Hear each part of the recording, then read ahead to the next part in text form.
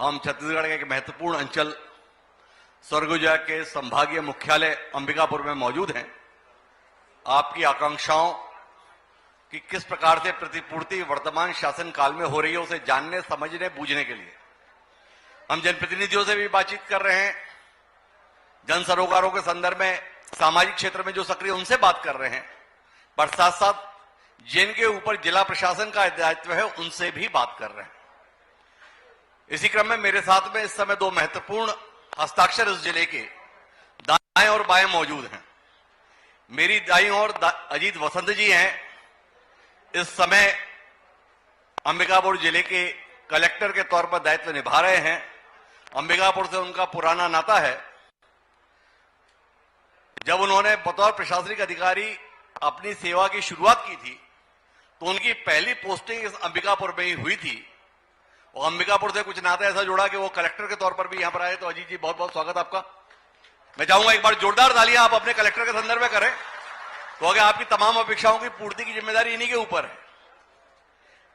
मेरी बाईं तरफ छत्तीसगढ़ के दक्ष पुलिस अधिकारियों में शुमार वरिष्ठ पुलिस अधीक्षक राजेश अग्रवाल जी हैं।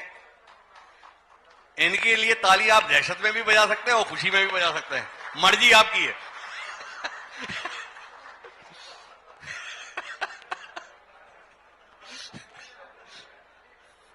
हमारे बीच में लुंड्रा विधायक और भारतीय जनता पार्टी के वरिष्ठ नेता प्रबोध बिंद जी भी आ चुके हैं। मैं चाहूंगा एक बार जोरदार तालियां प्रबोध बिंद जी के लिए भी।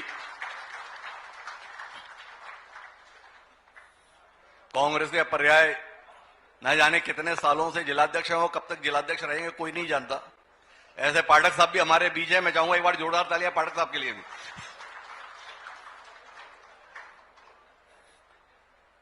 तो चर्चा की शुरुआत वसंत साहब आपसे ही करते हैं। आप एक ऐसे जिले से आ रहे हैं जहां पर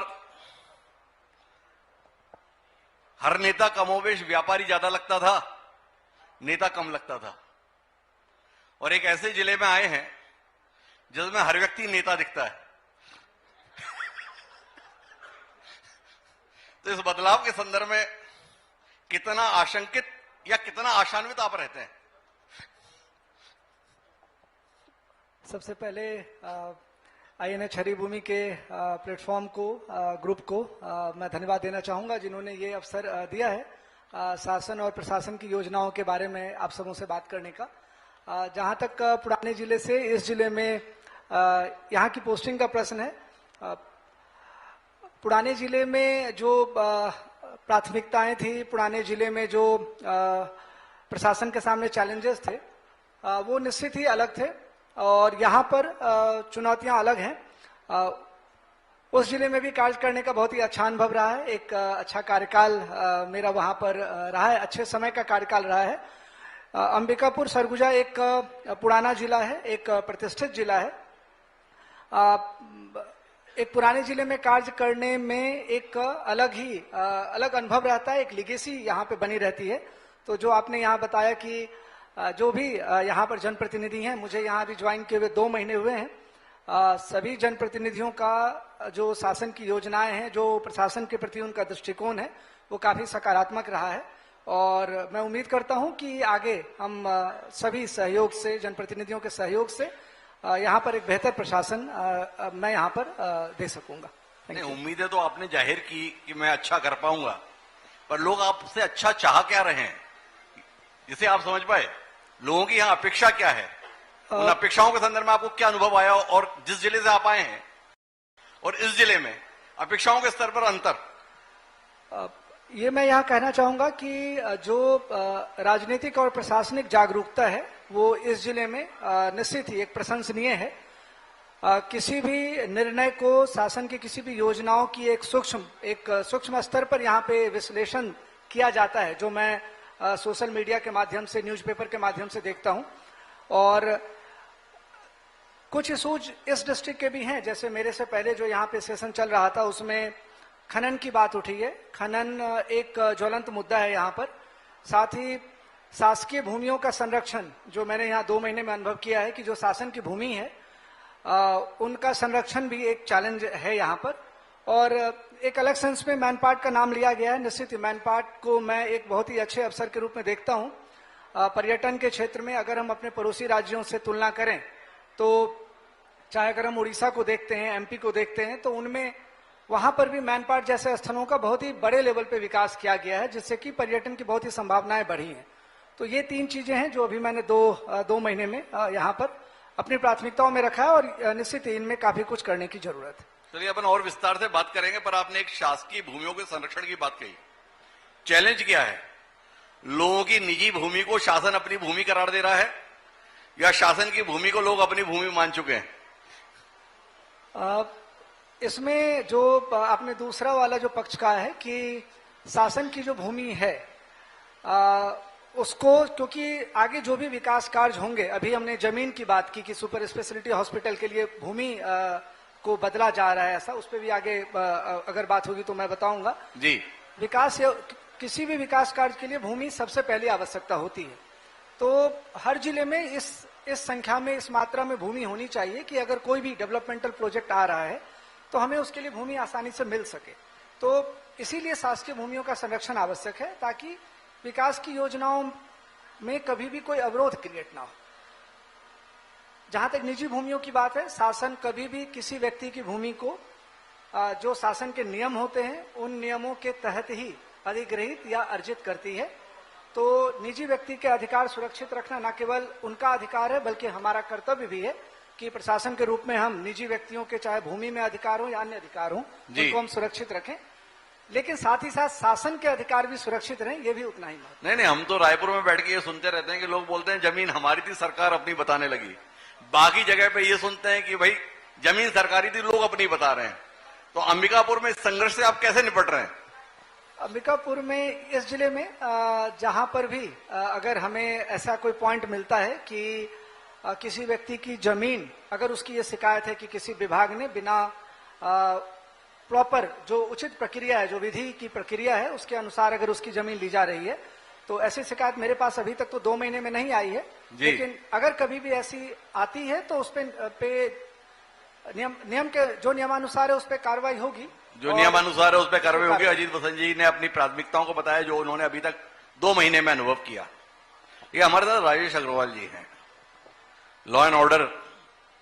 देखो सर, आपको अभी हमारे साथ इतिहासकार थे, वो बता रहे थे कि सरगुजा में चैलेंज ऐसा रहा अतीत में भी कि बिहार के रिटायर्ड आईजी को भी यहां पर लाना पड़ा। ऐसी जगह की कमान आपके पास में आई। कितने तनाव से गुजर रहे हैं आपके दिन? हेलो, सबसे पहले तो डॉक्टर हिमांशु द्विवेदी जी, जिनको हम एज ए डीएसपी से देख रहे हैं, कभी सीएसपी कोतवाली थे तब से संबंध है और आज डीआईजी हो गए हैं। आप हमारे नगर में आए हैं, पहले तो मैं अंबिकापुर की ओर से आपको बहुत स्वागत करता हूं। जी धन्यवाद। जहां तक पुराने समय में आईजी को लाना पड़ा, वो तो कौन सा विषय है मुझे जानकारी नहीं। आज ही आपके सामने भी उतनी जानकारी मुझे भी है वाकिफ हुआ हूं, लेकिन पहले की स्थिति और अभी सरगुजा में बहुत परिवर्तन आ गया है।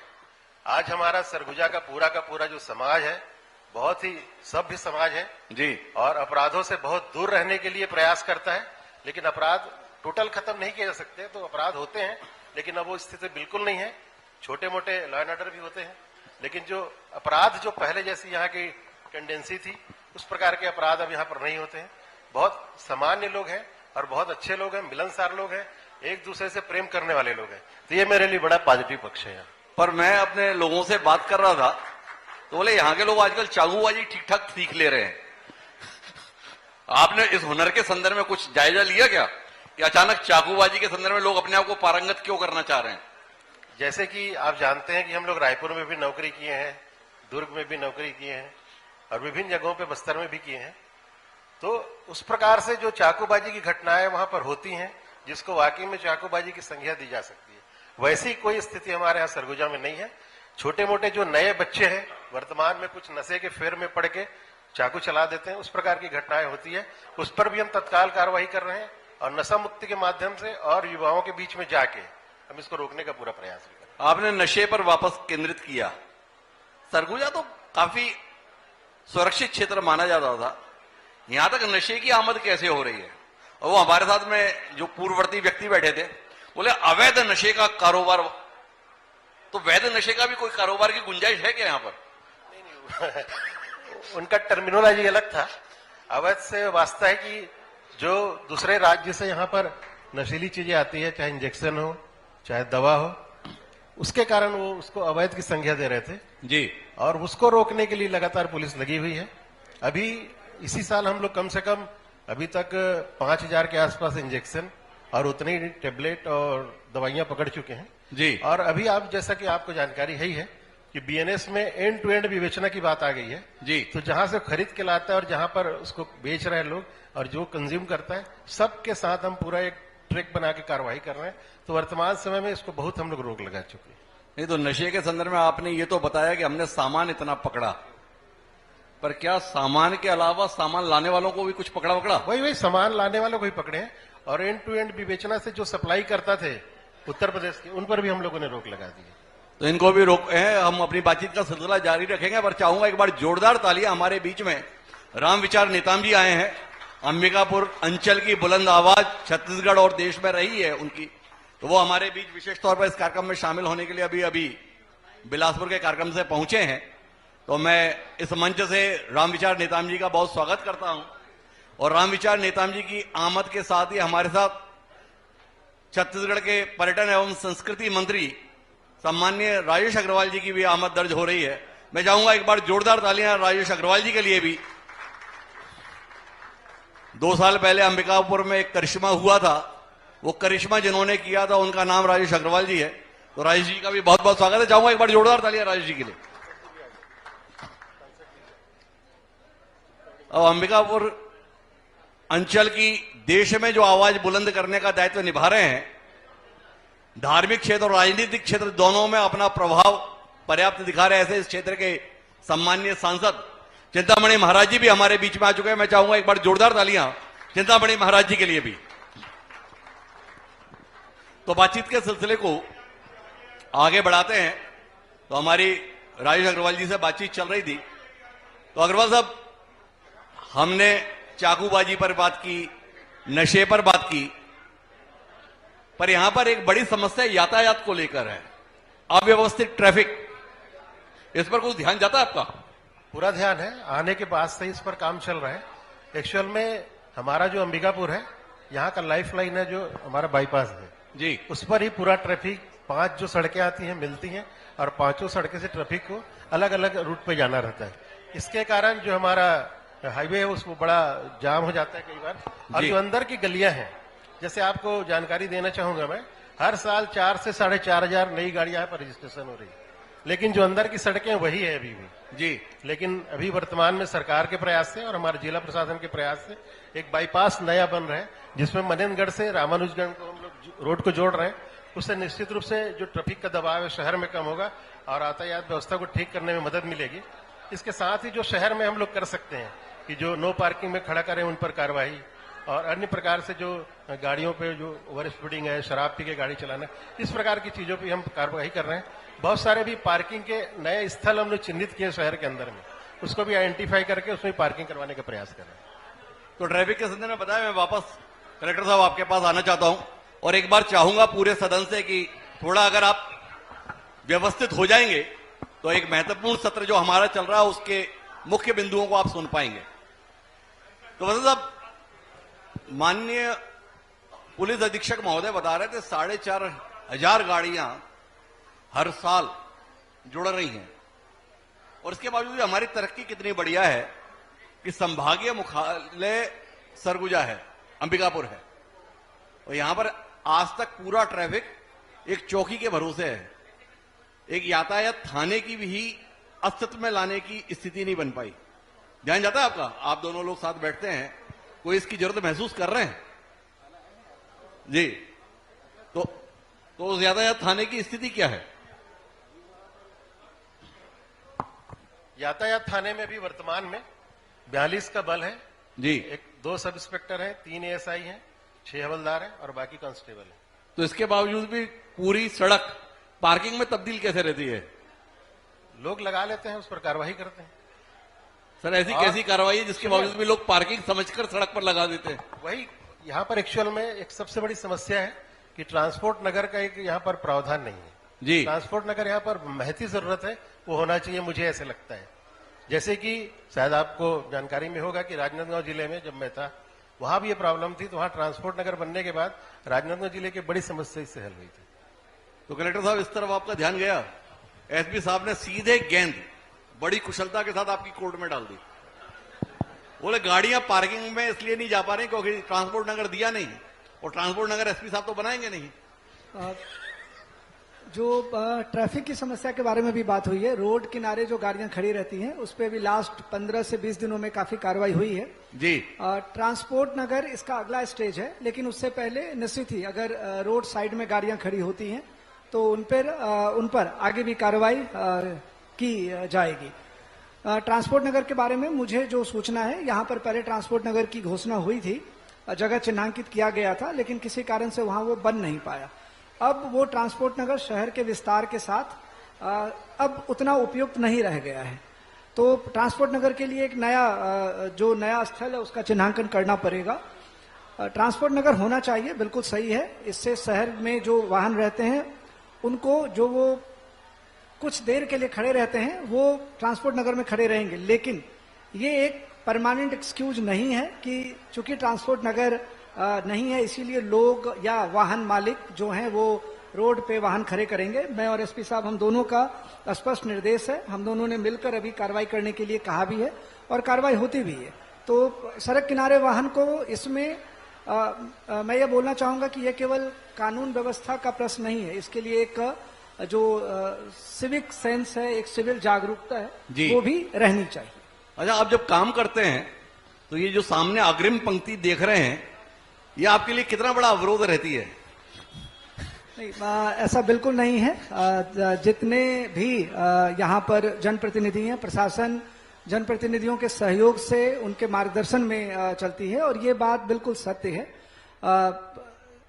अधिकारी कई बार बदलते हैं, कई बार नहीं, हर बार बदलते हैं। जनप्रतिनिधियों का ये एक तरह से स्थायी कर्मभूमि होता है, तो हमें जो बुनियादी जानकारी होती है, जिसको रीड बिटवीन द लाइंस कहते हैं हम लोग प्रशासन में, कि किसी समस्या के जो पहलू दिख नहीं रहे हैं उनके बारे में जनप्रतिनिधियों से हमें बहुत ही ज्यादा सहयोग मिलता है, और जो भी शासन के नियम हैं उनको मैं, प्रशासन और जनप्रतिनिधि, हम लोग दोनों आपसी सहयोग से उसको लागू करते हैं। अच्छा, ये किस प्रकार से सहयोग से लागू होता है कि मेडिकल कॉलेज की घोषणा हो जाती है, 8 साल से भवन नहीं बनता है, रिंग रोड तय हो जाती है पर सालों बाद भी बन नहीं पाती है, ट्रांसपोर्ट नगर के लिए जगह तय हो जाती है पर ट्रांसपोर्ट नगर बन नहीं पाता है, प्रशासन भी काम करने के लिए बिल्कुल समर्पित है, और जनप्रतिनिधि के संदर्भ में तो आप सर्टिफिकेट दे ही रहे हो कि ये लोग तो पूरी ताकत से बस काम करने के लिए लगे रहते हैं, फिर भी हम सबका काम लगा रहता है। सर, ऐसा कैसे हो जाता है? सुपर स्पेशलिटी हॉस्पिटल के बारे में मैं बताना चाहूंगा कि पहले यहाँ पर मेंढरा कला में उनको भूमि आवंटित हुआ था मेरे आने से पहले, लेकिन फिर ये प्रश्न आया कि वो शायद दूर है, जो जहां पे अभी मेडिकल कॉलेज और हॉस्पिटल बन रहा है, तो उसके स्थल को परिवर्तन करने की बात सब तरफ से आ रही थी। अभी जहां पर मेडिकल कॉलेज बन रहा है, जहां पे कॉलेज एंड हॉस्पिटल, उसके बगल में ही 5 एकड़ जमीन चिन्हांकित की गई है। मेडिकल कॉलेज भी इस प्रस्ताव पर एग्री कर रहा है, तो मैं उम्मीद कर रहा हूं कि स्थल परिवर्तन अगर मतलब अभी जैसे कि स्थल परिवर्तन अगर करना पड़ा तो हमारे पास भूमि है, और गवर्नमेंट से 50 करोड़ रुपए सुपर स्पेशलिटी हॉस्पिटल के लिए मिल चुके हैं। उसका डीपीआर लास्ट स्टेज पे सीजीएमएससी में अप्रूवल के स्टेज पे। रूरल एरियाज की कैसी है? हमारी अधिकांश बातचीत रहती है तो हम शहर पे बातचीत करके रह जाते हैं, पर सरगुजा जिला काफी फैला हुआ है, दूरसंचार के बड़े गांव हैं, पहुंचविहीन गांवों के संदर्भ में भी बात होती है, उसके संदर्भ में क्या स्थिति है, इस पर थोड़ी रोशनी देंगे? बिल्कुल, आपने सही कहा है। एक क्षेत्रफल के हिसाब से बड़ा जिला है, लगभग 5700 स्क्वायर किलोमीटर डिस्ट्रिक्ट है, 7 ब्लॉक्स हैं। रूरल एरियाज में मैं मतलब इसको 2 एक्सिस में देखता हूं, एक एक्सिस हमारा बिलासपुर रोड है और एक एक्सिस हमारा बतौली सीतापुर रोड है। तो रूरल एरियाज में भी जो अभी सबसे इंपॉर्टेंट स्कीम सब चल रही है उसकी रेगुलर मॉनिटरिंग होती है, जिला पंचायत जो संस्था है वो उसको देखती है। प्रधानमंत्री आवास अभी शासन की बहुत ही महत्वाकांक्षी योजना है, जिले में लगभग 24 से 30 हजार घर बन रहे हैं, और वो एक प्राइमरी हमारा लक्ष्य है कि वो सभी घर समय पे बने। इसके अलावा जो बेसिक है, पेंशन है, राशन है, उसकी भी रेगुलर मॉनिटरिंग होती है। तो अर्बन एरिया के साथ साथ ग्रामीण क्षेत्र भी प्रशासन की प्राथमिकता में हर समय रहता है। तो प्रशासन भी हमेशा प्राथमिकता में रखता है लेकिन जैसा कलेक्टर साहब ने बताया एसपी साहब कि 5700 स्क्वायर किलोमीटर का एरिया, 7 ब्लॉक, उसके मुकाबले आपकी पास संख्या बल क्या है? संभाल पाते हैं कि सब अपनी अपनी सुरक्षा अपने हाथों से ही करते हैं? नहीं, बिल्कुल आपका इस बात से मैं सहमत नहीं हूं। असहमति नहीं, मेरा तो सवाल है। सुनिए ना, नहीं आप सहमत नहीं हो आपकी बात से। जहां तक पुलिस फोर्स का सवाल है, हमारे सरगुजा जिले में 1097 का यहां पर स्वीकृति है, उसके अगेंस्ट में 1027 बल है जी। और आने वाले समय में हमको 25 अभी जो हमारे सब इंस्पेक्टर पास आउट हो रहे हैं वो भी मिल रहे हैं। तो बल की कोई कमी नहीं है, और जो बल की कमी पड़ती है तो रेंज स्तर से या फिर पुलिस मुख्यालय स्तर से बल भी मिल जाता है, और एक्स्ट्रा वीआईपी ड्यूटी और कानून व्यवस्था है किसी भी अन्य प्रकार की ड्यूटी के लिए। तो बल की कोई कमी नहीं है। 13 थाने हैं, 5 चौकी हैं, सभी जगह अधिकारी हैं और पर्याप्त बल है। अच्छे से यहाँ पर सब। तो आपने ऐसा क्या सिस्टम बिठाया? बाकी जगह पे हम जाते हैं तो थोड़ी दिक्कत तो है, कुछ कम तो है, पर आपने क्या सिस्टम बिठाया कि आपके पास में पूरा पर्याप्त बल तैनात है? सिस्टम नहीं है एक्चुअल में। हमारा जो सरगुजा क्षेत्र है, मैं पहले भी कहा कि ये बड़े शांत प्रिय लोग हैं जी, एक दूसरे से प्रेम करने वाले लोग हैं। तो अपराध को यह सब बहुत ही दुश्मनी के कारण नहीं होता है, सामान्य छोटे छोटे विषयों पे अपराध हो जाता है। तो उसमें बहुत ज्यादा बल की जरूरत नहीं है, कम बल में भी काम चलता है। और जहां तक हमारा स्वीकृत बल की जगह में उपलब्ध बल, उसके लिए सरकार का धन्यवाद। अब आपने बताया कि यहाँ पर लोग बड़ी मोहब्बत के साथ रहते हैं। अब राजनीतिक मंच होगा तो हम बताएंगे इन लोगों की मोहब्बत कैसी है। एसपी साहब, नहीं, मेरा ऐसा कहना है भैया, सॉरी, मेरा ऐसा कहना है आपसे कि मतभेद हो सकता है, वो तो जरूरी भी है। यहाँ पर मनभेद किसी में नहीं जी, सब में आपस में एक दूसरे से बड़ा प्रेम है, सबका मन मिला है जी। तो सब एक दूसरे से मनभेद के स्तर पर नहीं है, मतलब सब मिले हुए हैं। ऐसे में प्रशासन को काम करना कितना मुश्किल जाता है कलेक्टर साहब?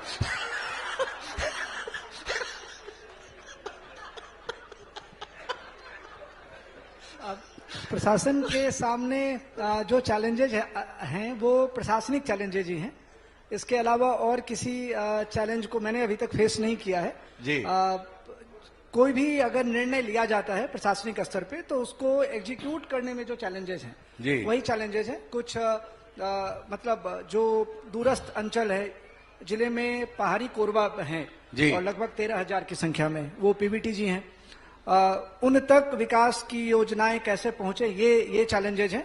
और उनमें बिल्कुल मैं आपको पुनः बताना चाहूंगा कि जो हमारे दूरस्थ पहाड़ी कोरबा अंचल सब हैं, वहां के बारे में मुझे कई सूचनाएं जनप्रतिनिधियों की तरफ से आती है। अगर कहीं राशन 3 दिन डिले जा रहा है या कहीं पे पेयजल की सुविधा नहीं है तो जनप्रतिनिधियों की तरफ से सूचना आती है। तो हमारा चैलेंज है, प्रशासन का एडमिनिस्ट्रेटिव चैलेंज है जी। उन क्षेत्र में रिसोर्स पहुंचाना। जैसे कई पहाड़ी कोरबा बसाहट पहाड़ों पर है, वहां पे अभी गवर्नमेंट की पीएमजीएसवाई रोड्स बन रही हैं, तो वहां तक पहुंचना एक चैलेंज रहता है। तो वो ज्योग्राफिकल चैलेंज है, कुछ एडमिनिस्ट्रेटिव चैलेंजेस। तो एक तो अवैध नशे के कारोबार के संदर्भ में बात हो रही थी, तो उसके संदर्भ में एसपी साहब ने बताया। एक सरगुजा की चर्चा अवैध खनन को लेकर भी होती रहती है। आपकी कानों तक अभी चर्चा आई कि अभी तक आप ऐसी किसी भी चर्चा से महरूम हैं?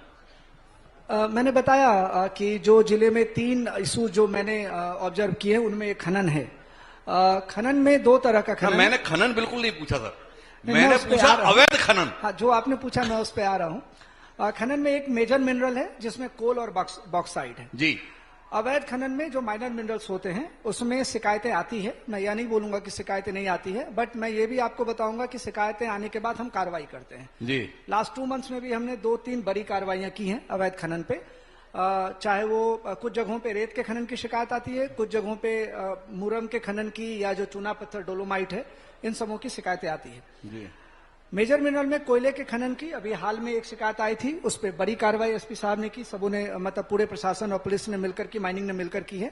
तो अवैध खनन की जहां से भी शिकायतें आती हैं उस पर हम कार्रवाई करते हैं। उस पर कार्रवाई करते हैं। ये मैं अभी अंबिकापुर आया तो मैं लोगों से बात कर रहा था, मैंने कहा लखनपुर कहाँ आता है? बोले जहां से रेत के डंपर दिखने लगे वहां से लखनपुर आता है। अग्रवाल साहब, इसके संदर्भ में कुछ आपकी जानकारी, रेत का कारोबार कैसा है, वैध अवैध, जिले में क्या आपका अनुभव रहा? टोटल वैध काम है, ऐसा अभी तक तो शिकायत नहीं आई है जी कि उसमें कोई है, और आती है तो कलेक्टर साहब खनिज विभाग के माध्यम से उसमें कार्रवाई भी करवाएं। तो ये जो अंबिकापुर अंचल है, ये छत्तीसगढ़ का हिस्सा है या छत्तीसगढ़ से बाहर का है? क्योंकि पूरे छत्तीसगढ़ में अवैध रेत को लेकर विष्णुदेव साय सरकार बड़ी चिंतित है, इसलिए पूरी रेत खनन की पॉलिसी को बदला गया, नए नियम लाए गए, ऑक्शन किए गए। तो यहां पर इतना व्यवस्थित कैसे हो पाया? जो हमारा उत्तर छत्तीसगढ़ का ये पार्ट है जी, वाकई में बड़े संस्कारी लोग हैं और अपना काम करते हैं और इस प्रकार के कामों में ज्यादा करना विश्वास नहीं करते। इसलिए यहाँ पर सब वैधानिक रूप से जो भी उनको लगता है कि कहां से वैध रेत लेना है वहीं से खरीदते हैं और उसका उपयोग करते हैं। एक बार जोरदार तालियां। तो मैं अब आखिरी दौर की बातचीत पर हूं। हमने लॉ एंड ऑर्डर को लेकर बात की, स्वास्थ्य को लेकर बात की, लेकिन एक महत्वपूर्ण विषय जो किसी भी सरकार के संदर्भ में और प्रशासन के संदर्भ में होता है वो होता है शिक्षा का। शिक्षा के संदर्भ में क्या चुनौती इस अंचल के संदर्भ में अजीत वसंत जी आप देख पा रहे हैं और उसके लिए क्या कुछ काम करने का आपका मन है? मैं बताना चाहूंगा कि शिक्षा का स्तर इस जिले का, जो मेरे अन्य जिले की पोस्टिंग रही हुई है, अगर आप रिजल्ट को भी देखेंगे तो शिक्षा का स्तर यहां पर बेहतर है। अंबिकापुर शहर का शैक्षणिक माहौल बिल्कुल बहुत ही अच्छा है। आप चाहे यूपीएससी का रिजल्ट देखेंगे, पीएससी का रिजल्ट देखेंगे, तो शहर से और शहर के जो नजदीक जिससे लगे हुए क्षेत्र है वहां से अच्छी संख्या में चयन होता है।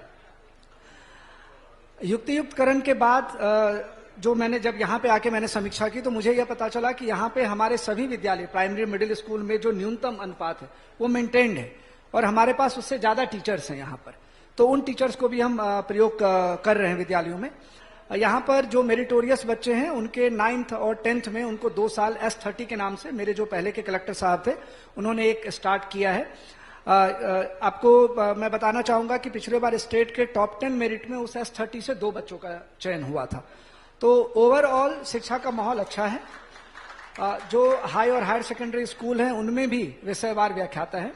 हमने इस बार से ये कोशिश की है कि 9th-10th के बाद जो मेरिटोरियस बच्चे हैं, अगर वो मेडिकल और इंजीनियरिंग के लिए आगे पढ़ना चाहते हैं तो हम डिस्ट्रिक्ट के टॉप 50 मेरिटोरियस बच्चों को हम यहाँ से और बड़े शहरों में जो हमारे पास जिला खनिज संस्थान न्यास में यहाँ पर कुछ राशि रहती है, हम उससे उन बच्चों को हमने उनको बाहर भेजने की एक योजना बनाई है। उसको आगे आने वाले सत्र से हम इम्प्लीमेंट करेंगे। ओवरऑल लगभग 86% रिजल्ट होता है यहाँ का। यहाँ पर सैनिक स्कूल भी है तो उनमें भी बच्चों का चयन होता है। हमारी यह कोशिश है कि चूंकि अंबिकापुर में सैनिक स्कूल है तो उन जगहों पर अंबिकापुर के बच्चों का ज्यादा से ज्यादा चयन हो। इसके अलावा राज्य शासन की जितनी भी पायनियर संस्थाएं हैं, चाहे वो प्रयास हो, एकलव्य हो, कन्या शिक्षा परिसर, ऐसी सभी संस्थाएं यहाँ पर हैं। तो जो मेरा अनुभव है कि बेसिक्स यहाँ का शिक्षा के स्तर पे ऑलरेडी है, पहले से है। उसमें हम वैल्यू एडिशन जितना कर सकते हैं वो प्रशासन के सामने एक अवसर है। एक शब्द आपने इस्तेमाल किया, खनिज निधि न्यास। उसको हम लोग समझ नहीं पाते, हम तुरंत समझ जाते हैं जब उसे बोला जाता है डीएमएफ। कितना डराता है सर आपको? मैं बताना आपको पता है और इससे पहले मैं जिस जिले में पोस्टेड था उस जिले में पूरे भारत का 4था हाईएस्ट डीएमएफ निधि रहा है।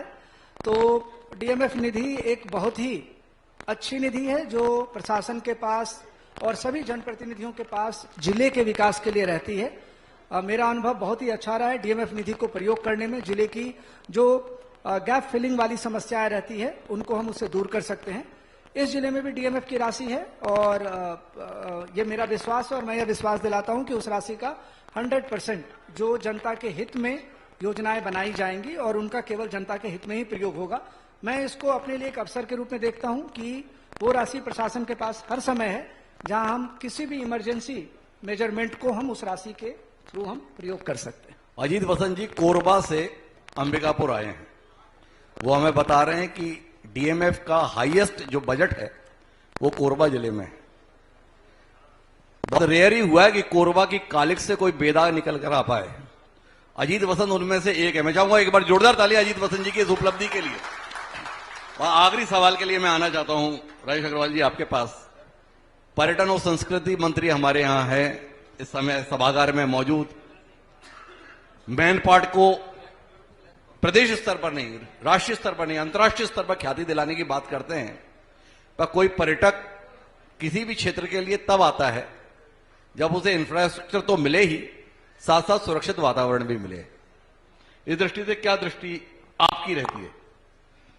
निश्चित रूप से मैन पार्ट बड़ा सुरक्षित पर्यटकों के लिए क्षेत्र है और वहां पर हमारा थाना भी है, पर्याप्त वहां पर बल है और लगातार वहां पर अभी एक एसडीओपी भी पोस्टिंग कर दी है जो वहां पर मैन पार्ट में रोज जाता है जी। इसके कारण बड़ा वहां पर अच्छा वातावरण है, सुरक्षित वातावरण है और लोग उसके कारण वहां पर लगातार पर्यटकों की संख्या बढ़ रही है। तो वहां पर सुरक्षित है। तो अंबिकापुर शहर के संदर्भ में भी जो हमने शुरुआत में बातचीत कही थी, हमें लोग बता रहे थे कि लोग नए नए हुनर सीख रहे हैं, इसके संदर्भ में भी कुछ कड़ी कार्रवाई करने का मन बना रहे हैं? बिल्कुल निश्चित रूप से, जैसे मैं आपसे अभी शेयर कर ही रहा था जी कि अंबिकापुर में 3 चुनौती है। जी एक तो साइबर क्राइम को लेके है, जी। दूसरा ट्रैफिक जो हमारी चर्चा हो चुकी है और तीसरी नशे में कुछ बच्चे जो फंसे हैं उस पर से है। नशे में जहां पर हम एक तरफ नशे को रोकने का प्रयास कर रहे हैं, उसके लिए इनके जो काम करने वाले लोग हैं उस पर कार्यवाही कर रहे हैं। वहीं हमारी नवा विहान की टीम है, हमारे मंगल भाई बैठे हैं और पूरे हमारे उसमें 14 संस्थाएं जुड़ी हुई हैं। उनके साथ हम रहकर नशा मुक्ति के लिए और लोगों को नशा से दूर रखें, उसके लिए हम लगातार प्रयास कर रहे हैं। हम विभिन्न मोहल्ले में जाते हैं और लोगों के बीच जाते हैं और अपनी बात रखते हैं और लोगों को बड़ा उसमें हमको सहयोग मिल रहा है और लोग इससे दूर भी हो रहे हैं। तो कुल मिला के जब प्रशासन जन सहयोग के साथ काम करने की कोशिश करेगा तो सकारात्मक परिणाम मिलेंगे, ऐसा हमारा अनुभव रहा है। अंबिकापुर के संदर्भ में कलेक्टर एसपी दोनों इस भूमिका को निभाने की कोशिश कर रहे हैं। आपको शुभकामनाएं और बहुत बहुत धन्यवाद हमारे साथ इस चर्चा का हिस्सा बनने के लिए। जोरदार तालियां हमारे अजीत वसंत जी और आयुष अग्रवाल जी के लिए। विनय जी आगे की कार्रवाई।